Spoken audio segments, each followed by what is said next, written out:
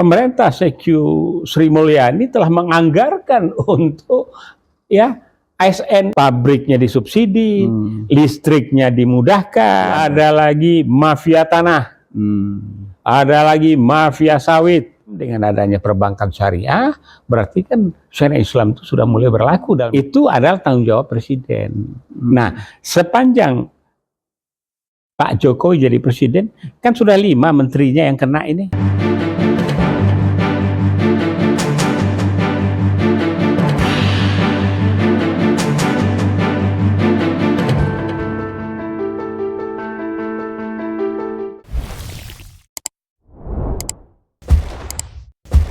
Bismillahirrahmanirrahim. Assalamualaikum warahmatullahi wabarakatuh. Waalaikumsalam. Ahlan wa sahlan. Prof, sehat Prof? Alhamdulillah. Alhamdulillah bil afiyah. Ya, Allah, Masya Allah. Hari ini kita masih ada waktu. Sih ada waktu. Ya, sebelum dipanggil. Masya Allah. Jadi memang kelihatan suasana bisik-bisik ini masih panjang, Prof. Tapi sudah kelihatan banyak hal-hal yang kita lihat akhir-akhir ini, ada yang positif, ada yang negatif. Jadi mungkin kita lupakan yang negatif, kita bicara yang positif aja, Prof. Oh gitu, ya cuma gini, Bib. Akhir-akhir ini kan ada 5 hal yang diungkapkan. Ya. Pertama, Bambang Setio mengulas tentang perlunya lembaga tertinggi dihidupkan, yaitu MPR. Oh. Karena dengan dihidupkan itu, maka kebijakan, penetapan presiden, perubahan dan sebagainya itu bisa dilakukan oleh MPR. Ya. Namun ini kan konsekuensinya akan merembet kepada peraturan perundangan dan kaitannya. Ya. Namun yang penting sekarang ini adalah bahwa ada lagi yang lain yang muaranya ke sana semua ini. Ini simpulnya. Ini baru, Prof. Baru ya, baru kemarin atau kemarin dulu itu ya. Iya. Berarti ini Pak Bambang Setio mengulang kembali ya tentang penundaan perpanjangan presiden. Dia tidak bicara tentang perpanjangan, bicara tentang perlunya dihidupkan lagi lembaga tertinggi. Nah, kalau bagi saya ini sesuatu yang menarik karena ini kembali kepada, tapi tentu dengan mekanisme, dengan dasar konstitusi yang baik untuk menghidupkannya tanpa mengganggu jalannya ya enggak pemilu Pilpres 2024. Nah, hal lain adalah ada event-event besar. Satu, musyawarah rakyat. Musrah kemarin. Ya, musrah ya. Ya. Nah, sebetulnya ini kan penggagasnya dari Golkar. Ya. Kemudian ada lagi yang lain. Kok dari Golkar, Prof? Gimana? Iya, salah satu juga Golkar ya ikut. Kalau saya lihat itu kan dari relawan. Ya, relawan, tapi di-trigger oleh kader-kader Golkar gitu. Karena kita lihat Doli Kurnia kan bicara itu waktu diskusi. Saya berpikir ini cuma ulahnya relawan yang selama ini merasa berjasa gitu. Oh iya, mereka menunjukkan itu, tapi dia memanfaatkan momentum itu, namanya juga relawan. Relawan ini kan ada 2 macam ini. Relawan rela untuk sesuatu.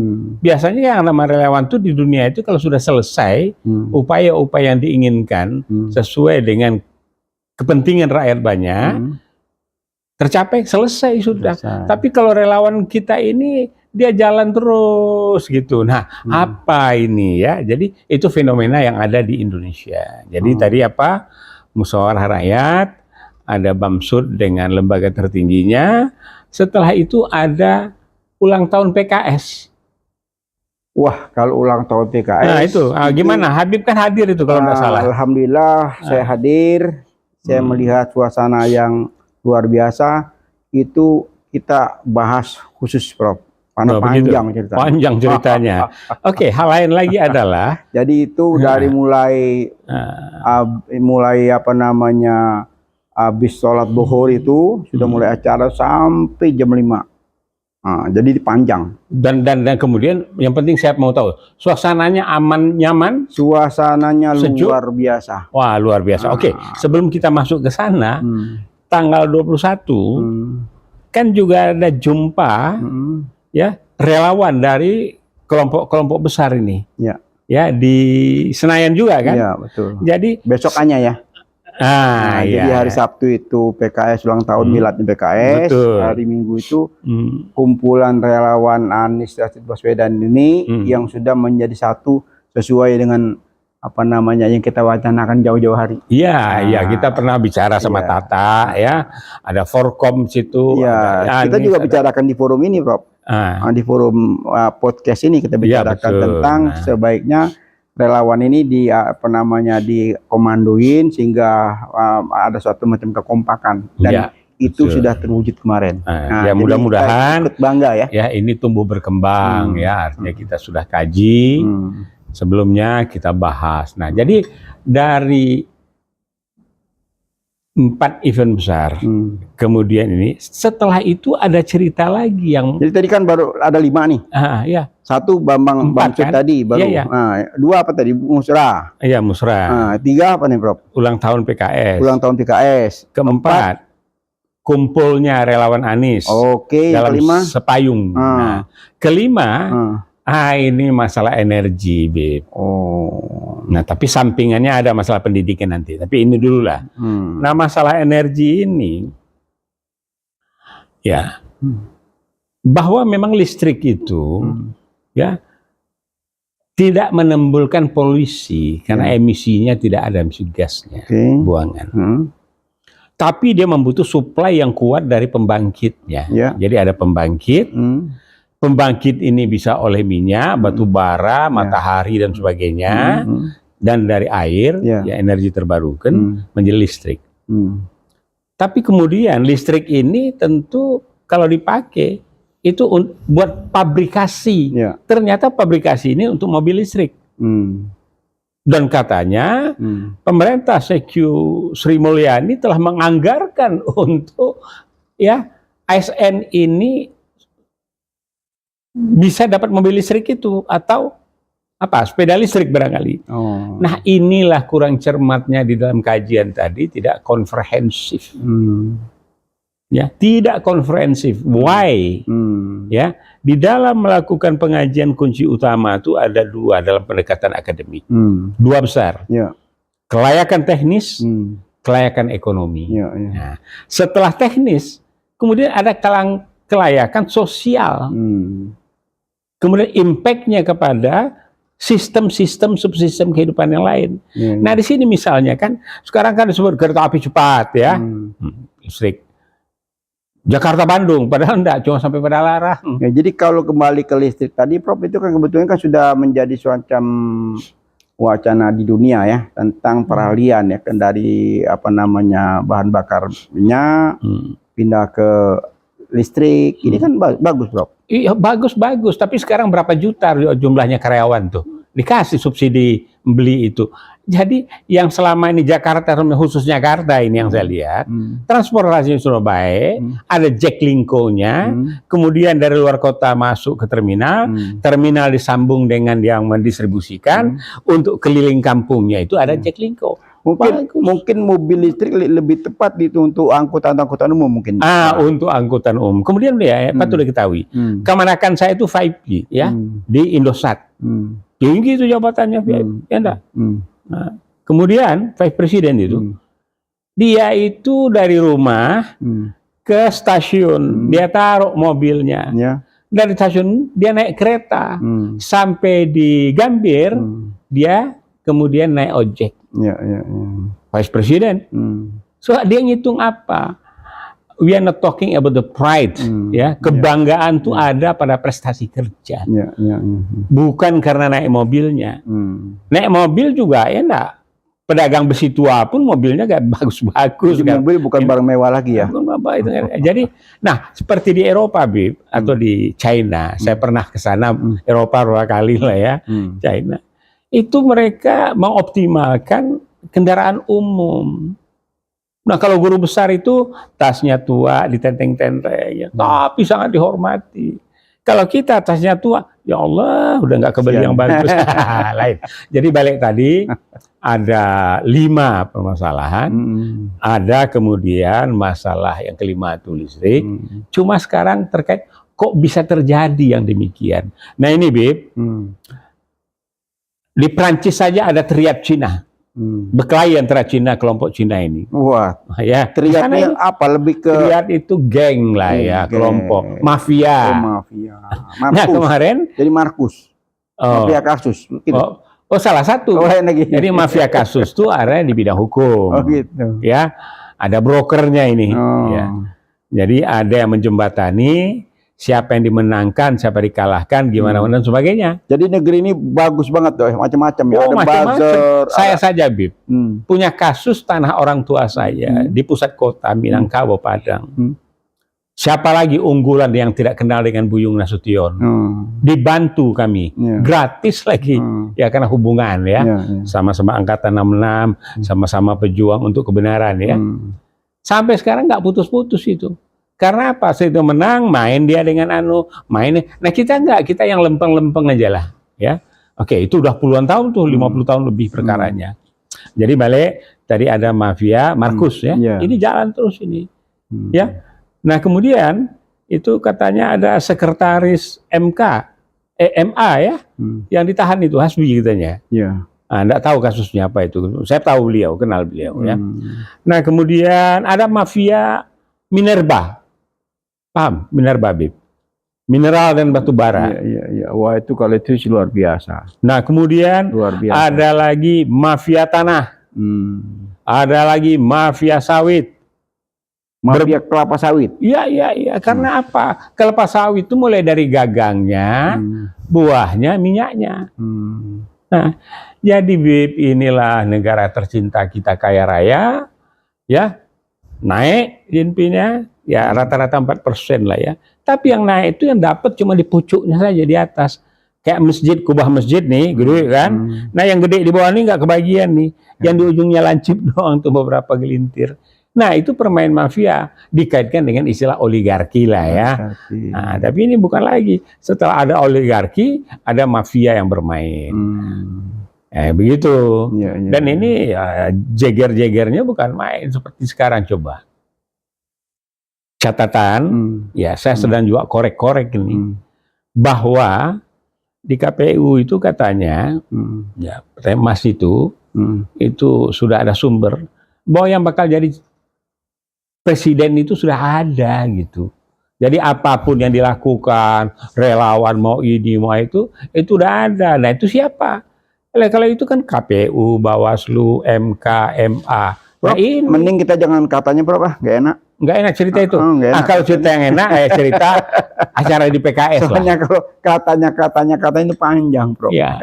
Nanti dikira cuma apa namanya, ya timbul jadi fitnah lagi. Lebih baik kita fokus ke hal-hal yang sudah konkret ya. Arti kegembiraan untuk menyambut Pilpres ini kan sudah begitu kelihatan. Udah, kegembiraannya sudah ya. Bu Mega mengatakan Pilpres pemilu tetap 2024.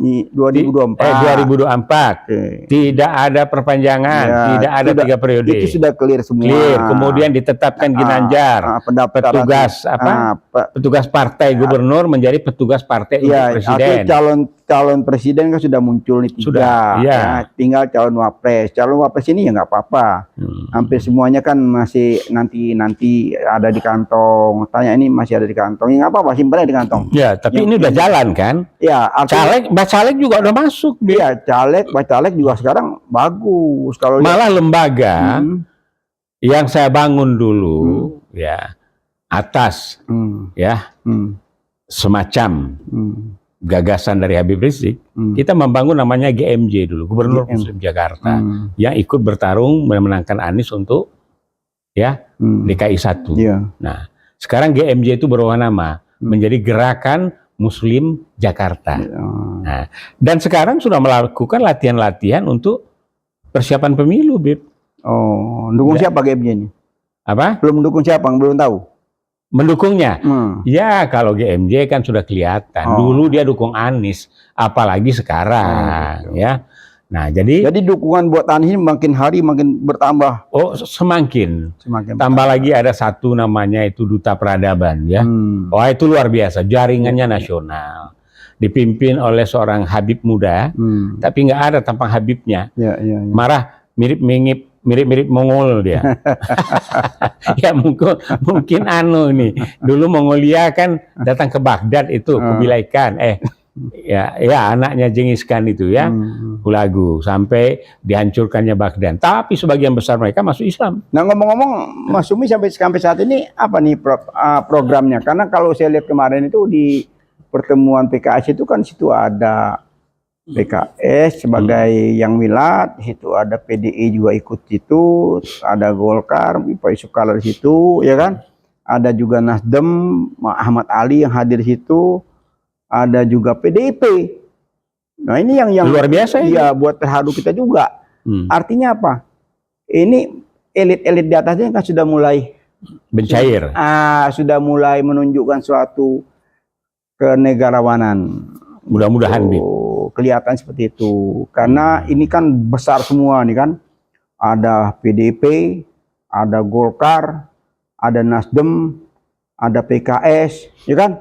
Ini besar-besar semua nih yang sudah kumpul, dalam arti mereka membicarakan kebangsaan seperti apa ke depan, membicarakan tentang pilpres, tentang apa namanya sebaiknya negara seperti apa, itu cukup bagus, Bro.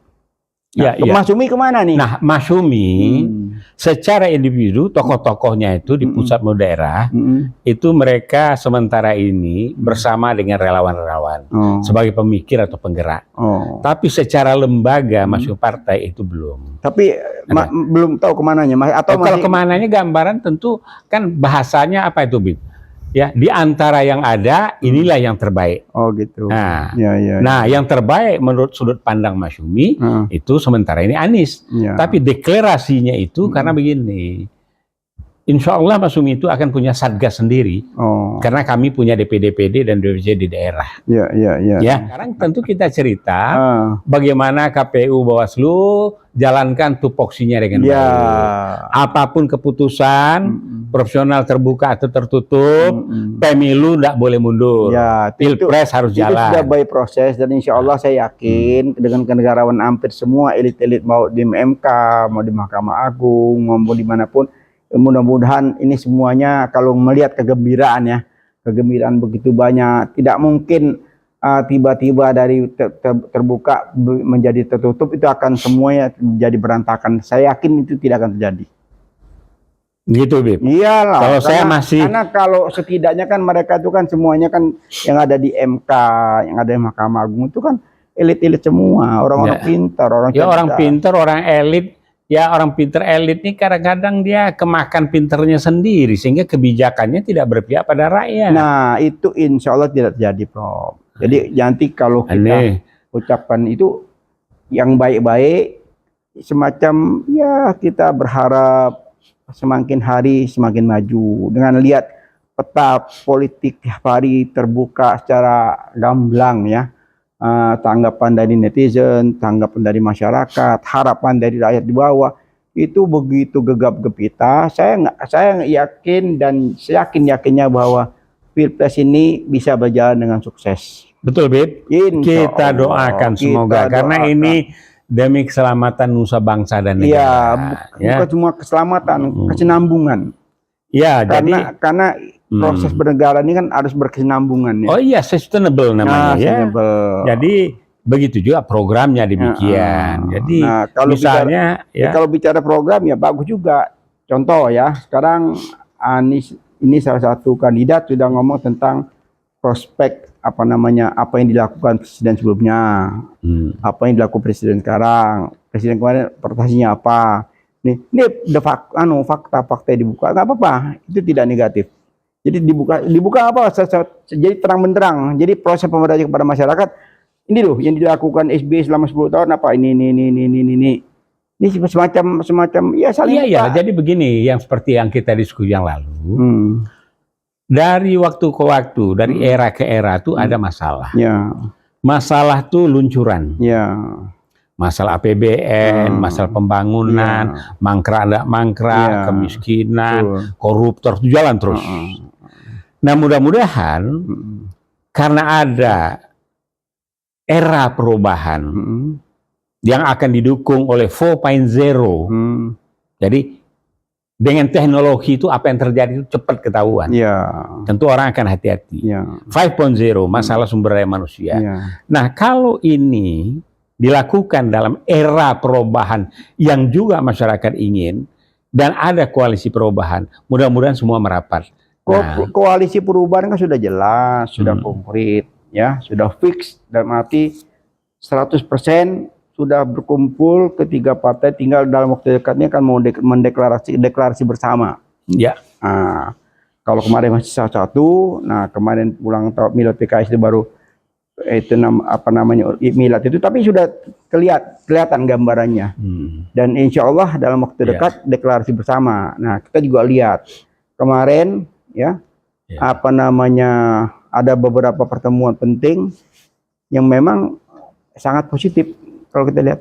Sangat positif. Ini pasang kacamata dulu nih, mulai agak Gitu. Jadi hampir dipastikan pemilihan ini bisa terselenggara dengan sebaik-baiknya.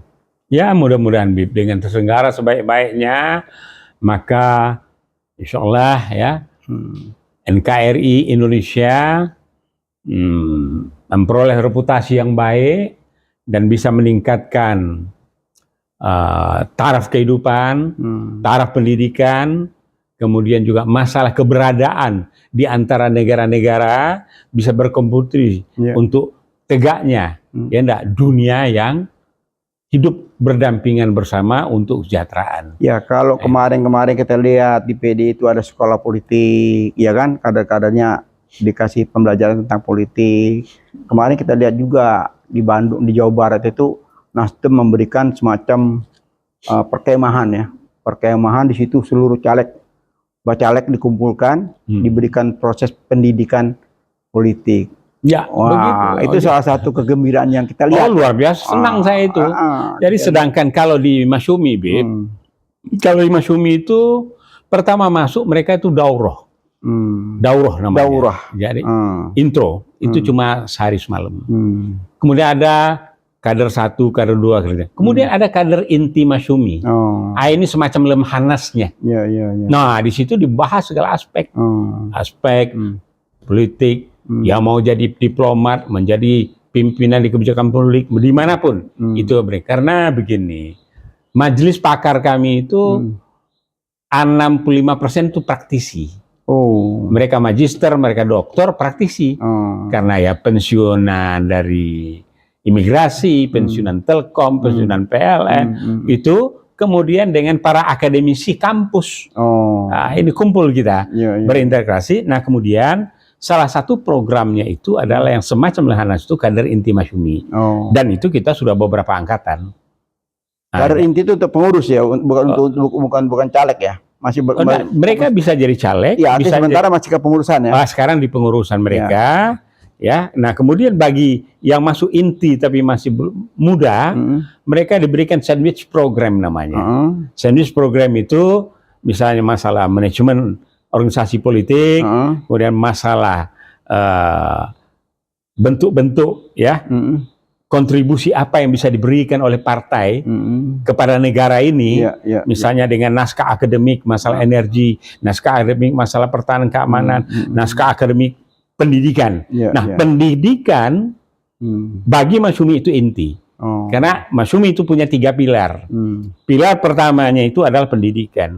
Karena ini yang pertama, wahyu yang diturunkan Allah mengenai Iqra bismi rabbika. Itu kita jabarkan. Pilar kedua adalah ekonomi. Intinya adalah ekonomi kerakyatan dalam lembaga yang bentuknya seperti koperasi, ekonomi syariah dan sebagainya. Dan ini pemerintah sudah fasilitasi. Kemudian yang ketiga politik. Karena politik itu apapun yang kita baca dalam kehidupan Islam dan panduannya, politik itu wajib bagi umat Islam. Jadi seperti yang dikatakan Bung Hatta. Saya kira bukan hanya umat Islam ya, bagi umat ya. Oh iya, seluruh manusia Iya. dalam hidupnya tidak lepas daripada berpolitik. Nah, Jadi, misalnya kalau ibu-ibu mau pesta, dia bingung nih, bersiasah nih.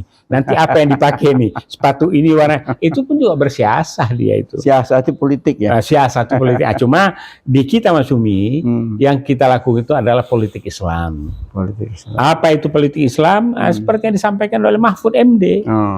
Islam itu mengajarkan politik. Apa itu?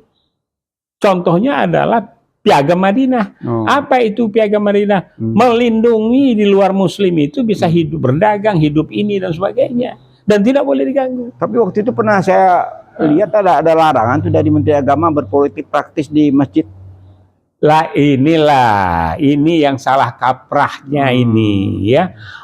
Di masjid itu apa saja bisa dilakukan. Nah, sekarang ini ada Thomas namanya. Pernah dengar Thomas? Belum. Toko masjid. Jadi di samping masjid ada toko. Jamaah berbelanja di sana. Thomas merebut ya deh. Merebut ya deh. Enggak, bukan. Bisnis betul. Cuma jamaah itu berbelanja ke sana. Dalam berbelanja itu ada infaknya, ada hibahnya apa.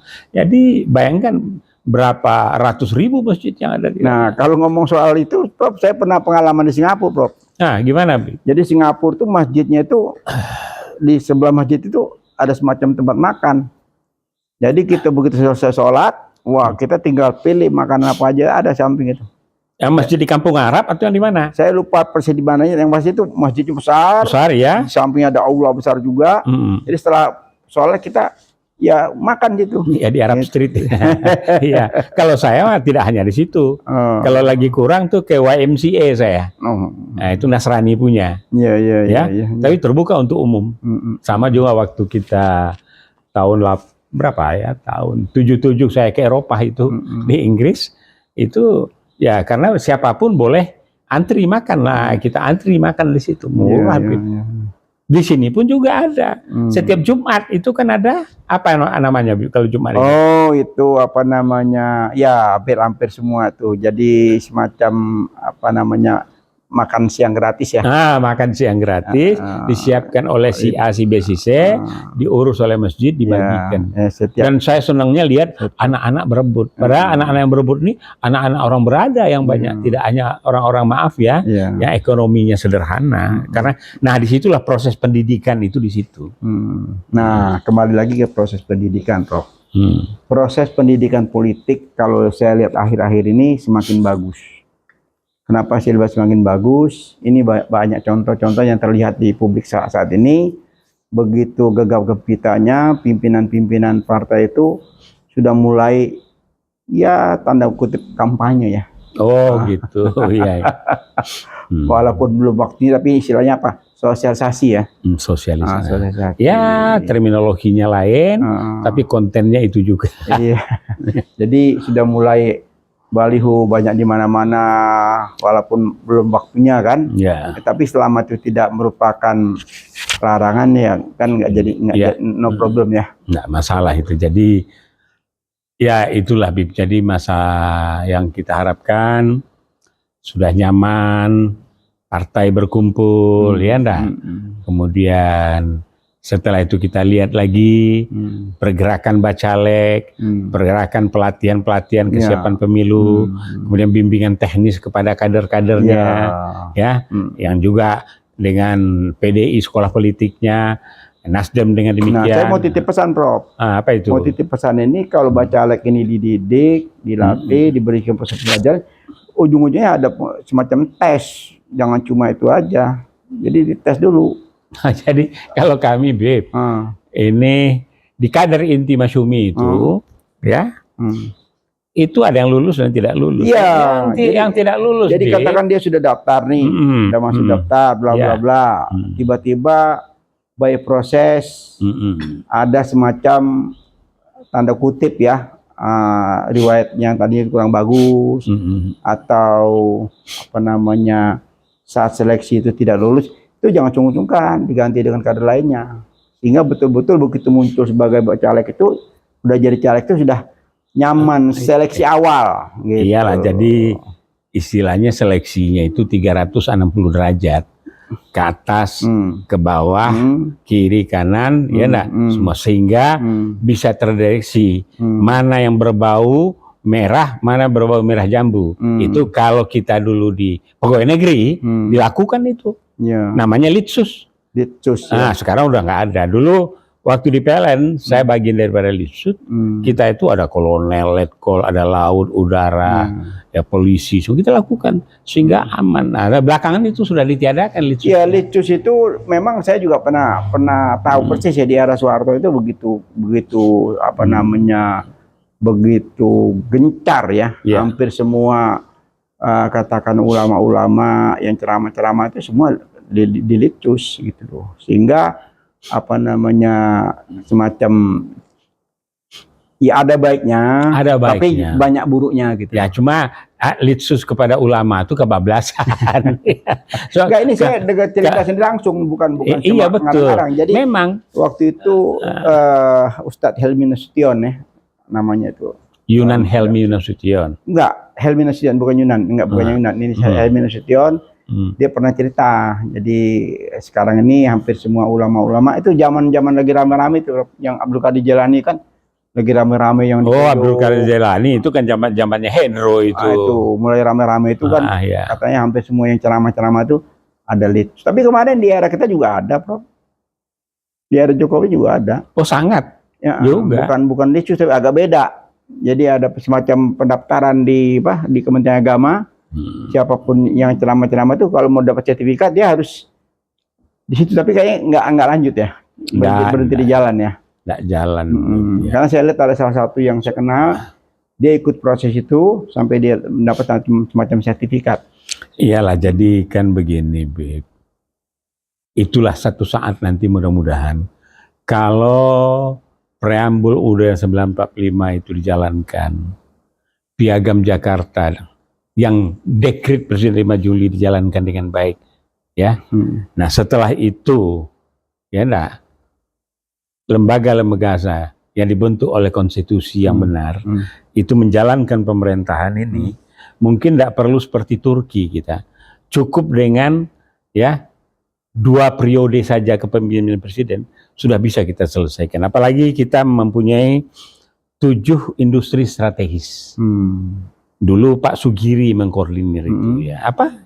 Jadi misalnya satu, kita punya ya Pindad. Itu luar biasa, sudah dapat lisensi untuk membangun turbin dengan generator 10 mega. Dan itu digunakan untuk energi terbarukan. Wah, sudah menjangkau seluruh Nusantara. Termasuk senjata situ ya. Alutsista, wong tank kita atau senjata kita diakui oleh Amerika keunggulannya. Nah, kemudian PT PAL, kita mampu bikin kapal selam. Udara, kita masih memproduksi sampai saat ini. Ya, itulah. Cuma nanti kita akan berusaha lebih. So, dulu kita hampir waktu kemarin-kemarin ini dengan apa namanya, dengan Korea, jet tempur. Jet tempur ya. Nah, kemudian juga kita bisa membangun telekomunikasi dan jaringan. Dan satu lagi, nah kaitan dengan subsidi tadi yang diberikan oleh Sri Mulyani, itu yang kaitannya gede banget untungnya. Ya, pabriknya disubsidi, listriknya dimudahkan, tambangnya, nikelnya buat baterainya ini nikel nih, yang di Sulawesi Barat ini. Ya memang, Prof, kalau kita lihat ini fungsi DPR ini selama 2 periode ini kayaknya tidak maksimal, sehingga ya kasat mata ya, semua program tuh lolos terus gitu loh. Banyak demo, banyak ini, tapi tetap aja DPR-nya tuh seakan-akan kita karena terlampau besar yang didukung sehingga tidak ada check and balance yang ada di DPR. Tidak ada. Jadi ini begini, seperti pepatah lama, biarlah anjing menggonggong, ya enggak, khalifah tetap jalan. Ya, nah ini yang terjadi. Demo di sana, ini sana, ribut sana, dia jalan terus. Kayak jalan, ini jalan, apa jalan. Jadi antara eksekutif dan legislatif tidak ada cek sembalan tadi.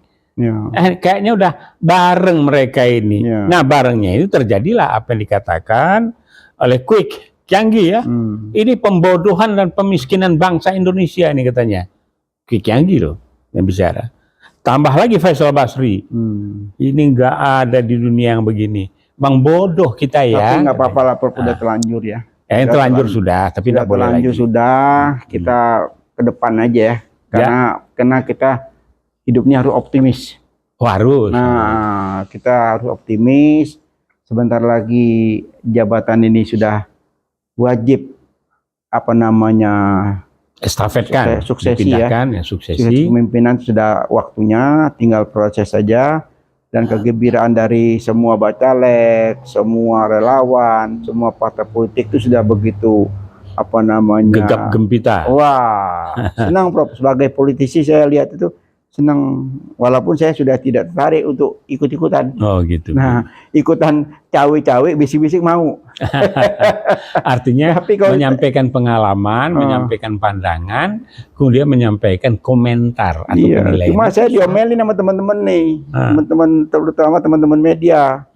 Habib ini kok cuma jadi penonton terus katanya. Oh, nggak mau jadi pemain. Iyalah. Ini kapan Habib bisa yang katakan duduk di mana gitu. Wah ini ada lagi. Wah ini Habib nanti harus jadi menteri. Saya bilang saya tidak mimpi. Saya tidak mimpi untuk itu. Saya kepengen hanya bangsa negara ini bagus, jalan. Politisi kita makin naik kelas ya. Gitu. Karena kalau politisi naik kelas, ada politisi yang berbobot semua. Perhatian yang selama ini terhadap kepentingan masyarakat bawah itu bisa terpenuhi. Contoh yang sederhana, seperti yang sekarang ini Bangka Belitung itu penghasil timah ya, gitu. Tapi masyarakatnya itu ya tidak menikmati hasilnya itu. Ya sama. Sekarang nikel di Sulawesi Barat nggak menikmati, batu bara di Kalimantan nggak menikmati, ya enggak. Tapi dari standar makro perekonomian, wah ini bagus ini. Lah saya bilang tadi masjid yang bengkaknya ini yang lancipnya doang yang dapat. Ini yang harus kita perbaiki. Nah, dengan sudah aroma sejuk untuk menjelang Pilpres pemilu ini, semoga kita doakan semua konsisten bertarung dengan gagasan, narasi dan program, dengan kampanye yang sejuk dan gerakan relawan yang sejuk. Mudah-mudahan pelaksanaan Pilpres berjalan lancar bersama pemilu. Insya Allah, karena memang kita masih butuh waktu untuk perbaikan bangsa dan negara ini, memang butuh waktu. Tidak bisa ujuk-ujuk ya. Betul. Harus butuh waktu dan perjuangan yang berat. Karena kemarin itu kita habis dapat semacam cambuk, ada satu kasus yang cukup menghebohkan ya. Tiba-tiba seorang menteri dadakan tiba-tiba masuk penjara. Ini jadi keprihatinan kita juga. Nah, Prof, seperti apa Prof? Ini kan presiden punya menteri-menteri. Tiba-tiba menterinya itu kena kasus. Kasus dan masuk bue. Ini kalau untuk Prof itu ada nggak pertanggungjawaban pimpinan negara terhadap menterinya? Secara moral tentu, Bib. Tapi kalah hebat Indonesia, Bib. Malaysia 2 perdana menterinya. Sekarang Amerika, Trump kena. Nah di kita, maksud saya gini, intinya tuh kalau presiden itu kan dibantu oleh menteri-menteri. Ya, tapi begini, Bib, dalam teorinya si menteri tadi sebetulnya dia mendelegasikan penuh masalah A, masalah B, masalah C. Jadi dia tidak terkena tanggung jawab dan tanggung gugat. Tapi secara moral itulah di Jepang. Gagal di sini, dia langsung harakiri. Itu orang per orang, ya kan? Jadi begitu digagal dibunuh diri kan? Jepang itu menjadi satu tradisi kan? Iya, tapi by system.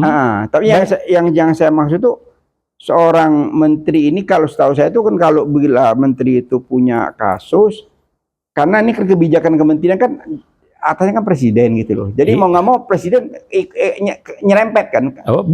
Itu yang saya katakan tadi. Secara moral, itu adalah tanggung jawab presiden. Nah, sepanjang Pak Jokowi jadi presiden, kan sudah 5 menterinya yang kena ini. Iya, 5. Tapi ada bayang-bayang ada beberapa menteri juga kan seperti kemarin Rabi dibicarakan ada beberapa apa namanya menteri juga ada indikasi kuat.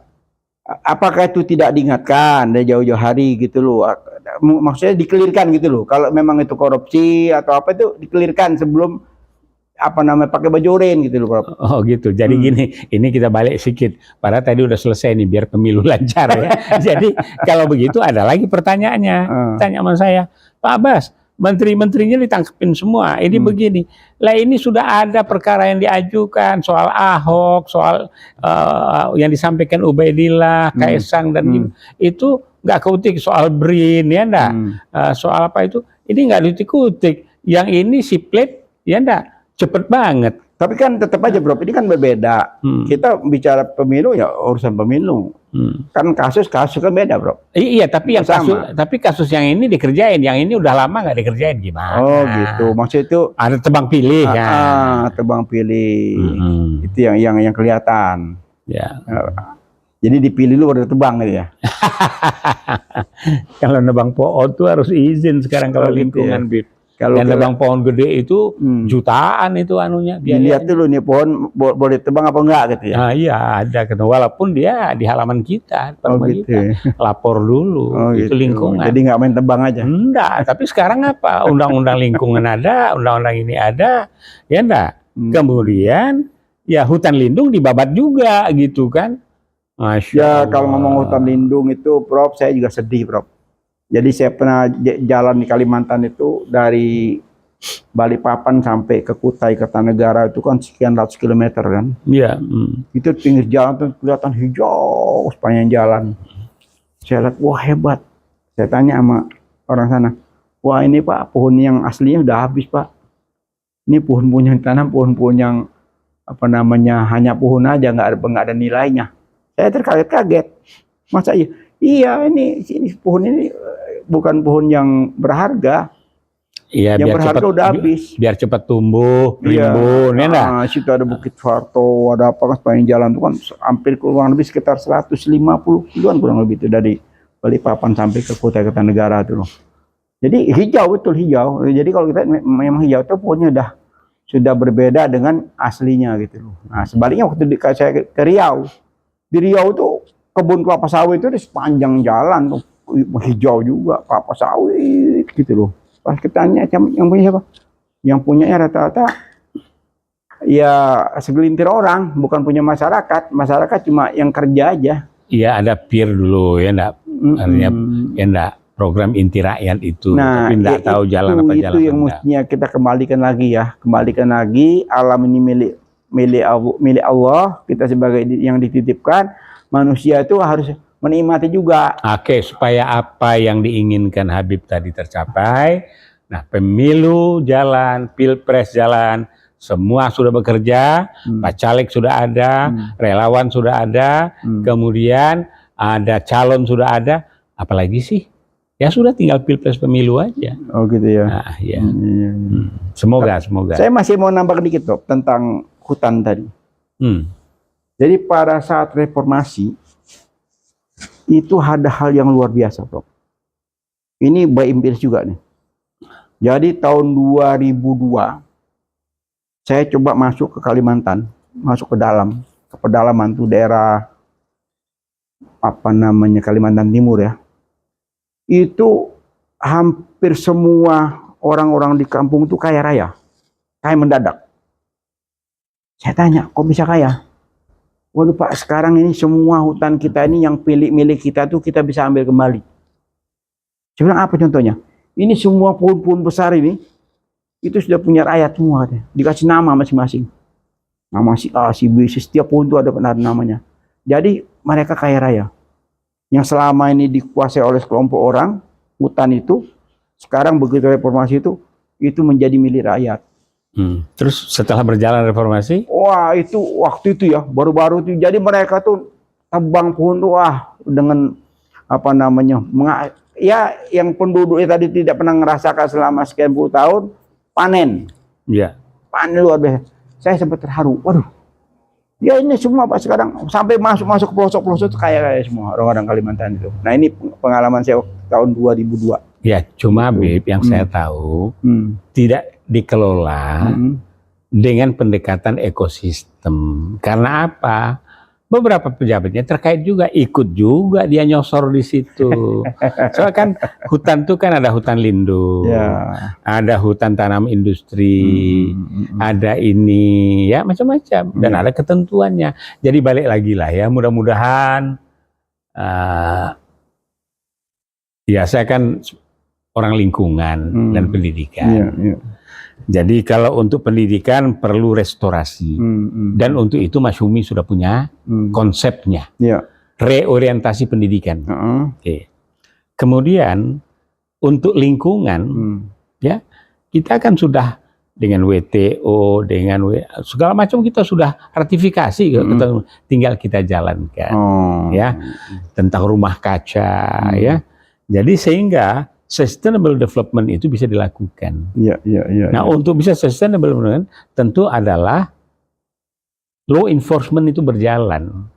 Nah, law enforcement harus mengacu pada kitab perundangan, dasarnya ada Undang-Undang 45 asli.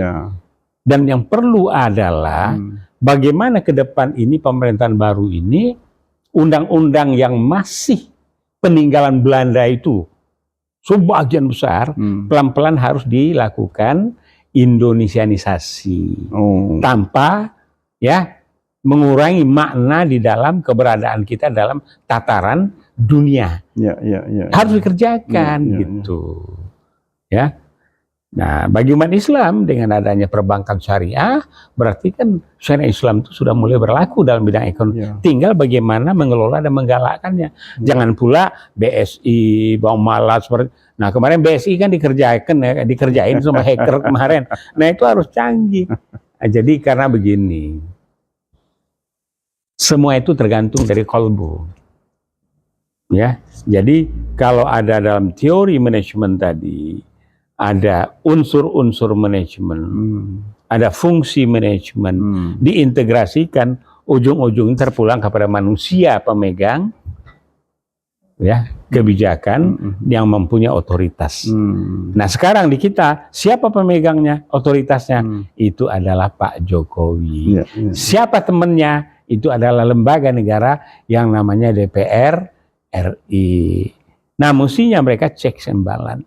Kalau mereka bersepakat dan bersatu, DPD masih ada juga, ada DPD, lembaga DPD. Iyalah, tapi DPD itu kan taringnya nggak ada, cuma gigi serinya yang banyak. Tapi masih ada juga. Iya, suara-suaranya iyalah. Masih. But they are not the institusi yang mempunyai satu penetapan kebijakan. Ya, karena memang bikameranya tidak jalan dengan sempurna. Nah, iya, jadi artinya ke depan tuh mau apa sih kita? Ya, kalau tadi kan Bamsud pengen lembaga tertinggi diadakan lagi.